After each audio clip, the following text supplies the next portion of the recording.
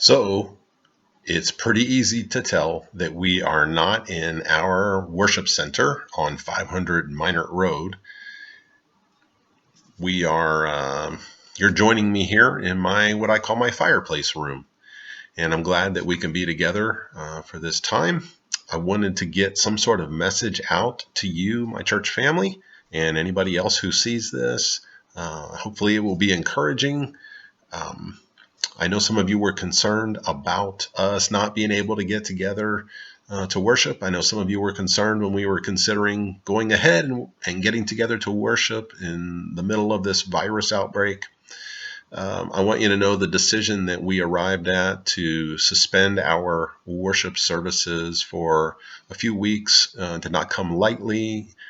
It was with a lot of prayer and concern about you, our church family, and about our community. And if this is a way that we can be good neighbors to our community, that we can serve our community, that we can serve our church family by protecting them a little bit better, then I think it's worth it. This isn't for the long haul. It's just a little blip on the timeline here.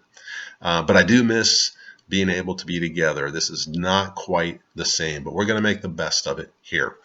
Hopefully you can watch this with your family.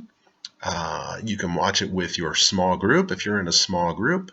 Or you may just watch this by yourself, but I hope you will get something out of this. I think you'll get at least one or two things that you can think about and hopefully to just talk about with your family or friends as you're watching this. The cool thing about videos is you can pause it and have a discussion and turn it back on. Or you can turn me off. Hope you won't do that till the end, but here we go. I want to start with a question. You ever been in a desert? Several years ago, my family and I, we moved down here to California from Seattle, and it was in the middle of the summer, and on the way down, we stopped in Redding, California, and it was about 105 degrees outside, and we had never experienced anything like that, and it kind of felt, given our history and our context of being in Seattle, like we were moving to a desert. But technically, deserts are regions of the earth that are characterized by less than 10 inches of annual rainfall. And temperatures can get scorching hot in the day, even in the shade, and it's not unusual for it to be freezing at night. They're pretty barren, arid places. They don't have very much vegetation or water supply. They can be really small areas. There's a desert in Canada that's about a square mile. And then, of course, there are enormous deserts like the Sahara. I don't know if you know how large it is, but it's about 3.5 million square miles, which is roughly the size of, guess, the good old US of A. So obviously deserts can be dangerous places. Water, food, they are in short supply. It's very easy to get tired quickly. You can get disoriented. You can get lost. There's not a lot of landmarks to go by. You can lose touch with reality. And so in a desert, you're vulnerable. And you can get into serious trouble in a big hurry, especially if you don't know what to do. Some people can live much better in the desert than others. And where we're heading with this is we want to be people who know how to live in the desert well. Now, I would be surprised if any of you could tell me a legitimate story about how you were stuck in the Sahara Desert. But that's not really what we're talking about, and we know that. We're talking about spiritual deserts or emotional deserts, and we have all experienced those. And we may be experiencing that even now. It's a place where we get challenged, a place where we can be dried up on the inside. We have some tragedies that happen, and we feel like we're in a desert. And you know what those kind of deserts are like. And you might be even in one of those right now. Might you not be feeling dry and exhausted, just maybe because of family stuff, Maybe some people in your family are making just some poor decisions and it is draining you. It could be that they haven't treated you very well. You might have to care for family members and it's tiring, it's exhausting. Maybe it's your spouse is just kind of distant from you. Or it could be that you've been spending so much energy trying to convince your mom or dad to bless you, to show you that you matter, and you just feel like that affirmation hasn't quite come, and you get kind of dried up on the inside. Maybe it's money stuff.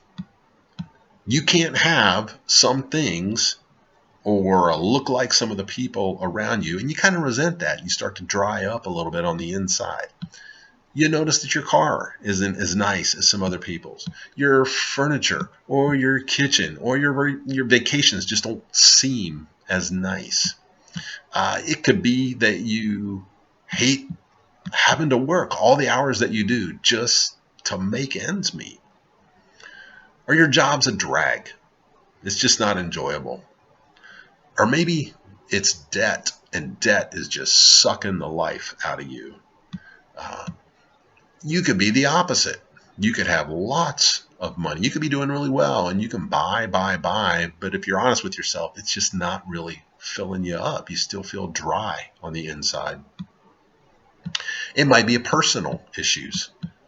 People aren't accepting you the way that you hope for. You're even questioning your own abilities, your own qualities, your own worth. Maybe it's your health that's wavering. And we've got some people in our family that's definitely a challenge right now. It could be that you can't make yourself look like the world tells you you should look, or like you're supposed to look, and it's just kind of making you feel dry on the inside. It could even be church stuff. Churches can get in deserts too, kind of dry. You start operating just more out of a routine, and your heart doesn't feel like it's in it. Maybe you thought we would be closer. You'd have more friends at church. Maybe you thought that church would be more passionate, and you're just not quite sensing that. There would be more joy, and you're just not feeling very joyful. You just feel kind of dry at church. And in our more humble and honest moments, we might know that maybe we are drying out some people around us. So you know those kind of deserts that I'm talking about.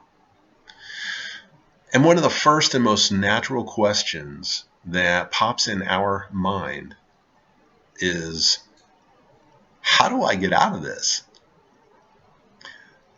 Well, I want us to think about this. Maybe we're not supposed to, at least not as soon as we would like. And we're going to talk about that over the next couple of weeks here. But there's another question we probably need to be willing to ask first. And that's this. How did we get there? How did I get in the desert? How did I really wind up here? Well, there's different reasons. There's all kinds of different reasons. But I want to kind of focus on three. And sometimes it's a combination of those. And the first one is this. Sometimes we just make bad choices. Bible might call them sinful choices. So sometimes we find ourselves spiritually and emotionally parched because we made a selfish decision or a series of selfish decisions. We might feel dried up and say, well, it's because our kids aren't very close to us. They're not very respectful. But come to find out, we've really been working all the time or constantly doing our own me time stuff. And so we really did have a big part to play in creating this distance between our kids and ourselves. We made some choices, and that put us in a little bit of a desert. Maybe we're strapped financially with a lot of debt. And the big reason for that, though, is because we financed cars and clothes and vacations and all kinds of different stuff. And now we've got this stress that's draining us. And we're wasting away in this financial desert of debt. But we kind of brought that on ourselves. We don't feel close to God, but we spend a lot of energy maybe rationalizing our own practice of unforgiveness. That's a way to put ourselves in a desert. And so those verses about not practicing forgiveness, affecting God's forgiveness of me, that just applies to other people. I've got better reasons than anybody else. And so maybe we don't feel close to God, but we really don't talk to him much or make worship or meditating on his word a priority. I mean, a real priority. There are all kinds of choices that we can make that could lead us into a desert experience. Another reason that we might wind up in a desert is that we were born. And that's true for all of us, right? If you're watching me, you were born. In some ways, life is a desert, apart from our own choices. And we all of us, even if we make great choices most of the time, we all deal with death. We deal with family struggles. We deal with work struggles and money struggles and church struggles. Why? Because we're alive. We were born into this broken world. And things happen over which we have little or no control, such as the coronavirus, interest rates, crop failures, learning disabilities, illnesses, bullies and bigots, job market changes, an alcoholic parent, an angry parent, death of a loved one. All those sorts of things happen, and you can have had nothing to do with their happening, but it still impacts you and you feel like you're in a desert. A third one that I want us to think about is one that sometimes we think about this, but sometimes we don't consider it maybe the way that we should, and that's God.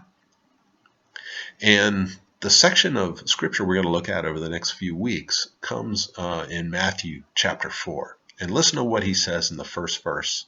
If you got a Bible there, Matthew is the first book in the New Testament.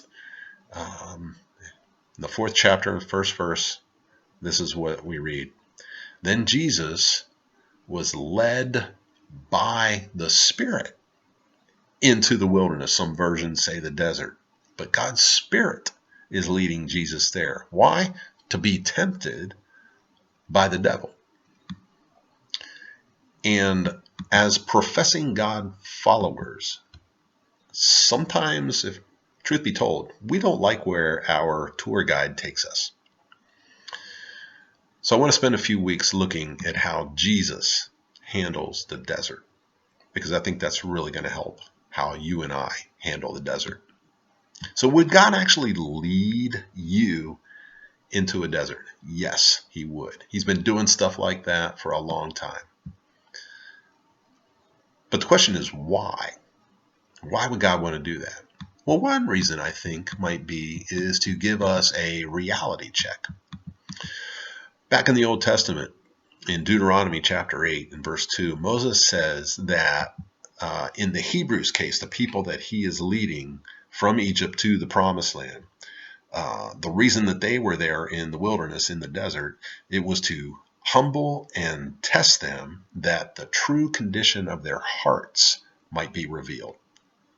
And the same is true for Jesus here in our passage that we're looking at now, and for us. You can find out a lot more about yourself when you're in the desert than when you're at the banquet. And think about this. Is a conviction really a conviction if it doesn't hold up in the heat? Because it might be a lot easier to have the joy of the Lord when you are sitting fat financially and your kids are angels. What if that's really not your case? And we need to get this, because this is important. Being in the desert can give you and I a chance to not fool ourselves about ourselves. I remember being in a class, we were looking at Abraham. And one of the questions that was posed was it important that Abraham sacrifice his son Isaac or be willing to sacrifice Isaac? And I think it's actually more important that he do it. And here's why. If he does it, then we know he was willing to do it, right?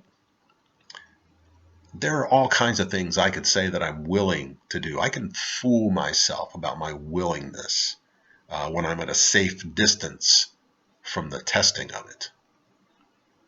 Deserts bring that out. Another reason I think God might lead us into a desert would be for the process of maturing us. There's a part of God that is more interested in what he can make out of you than what he can make for you. So the little story goes like this. This tourist was visiting this little English town, and he asked a villager sitting on the bench there, "Any great men born here?" And the man sitting on the bench paused and just sat there for a moment, and then he angled his head and looked at him and he said, "Nope, just babies." What we get out of that is nobody's born a hero.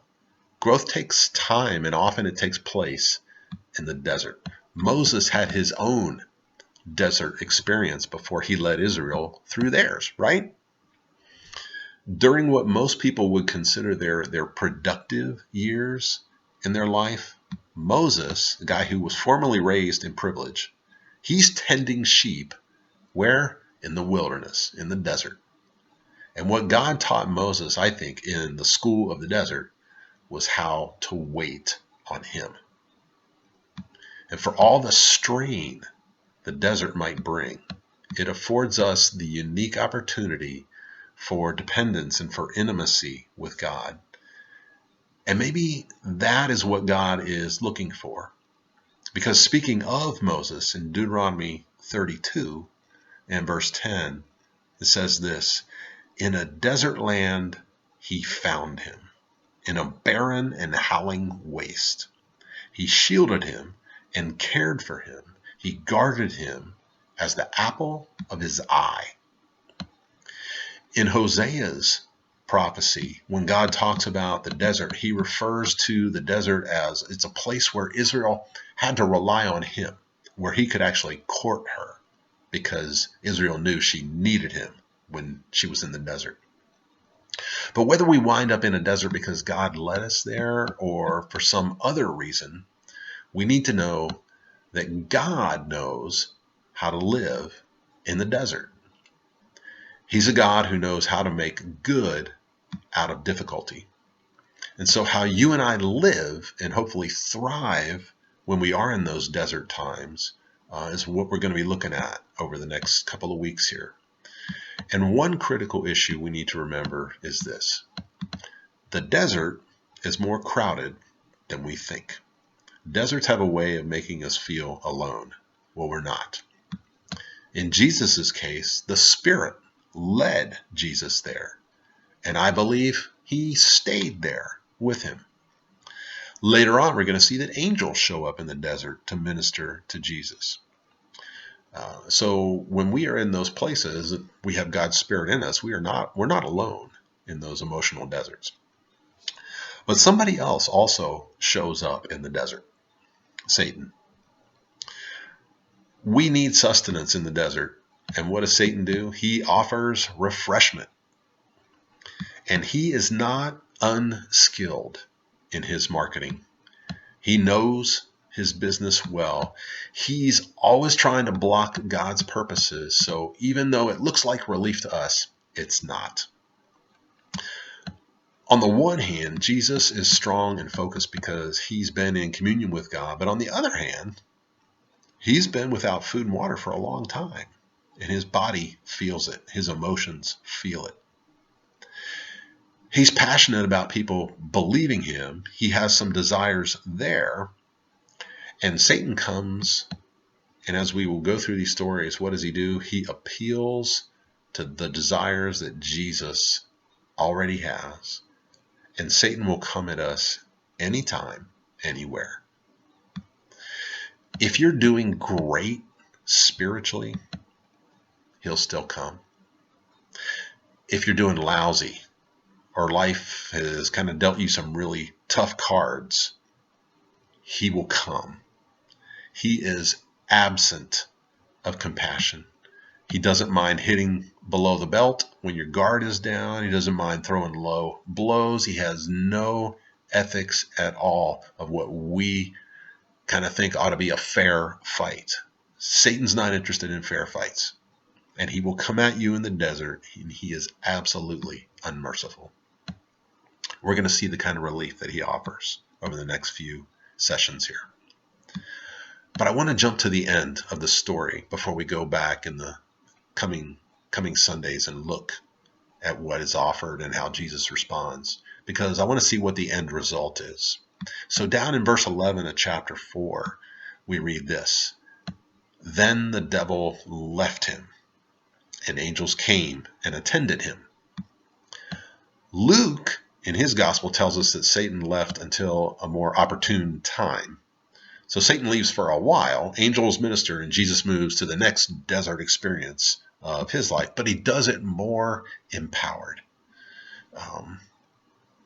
The result could also be death. We could be like a lot of Israel was back with Moses in their desert. And a lot of them died in the desert. So simply being in a desert doesn't mean we're going to thrive or survive or get closer to God. It's how we choose to live in the desert that's critical. So let me give you some so whats. If you've never listened to me, I really like to kind of wind up my talks with thinking about so whats. What does this mean? And if you do come to the Walnut Creek Church of Christ, then you are very familiar with so whats. So here's the first one. Life has deserts. It just does. And in some ways, all of life is a desert in comparison with our future, right? With heaven.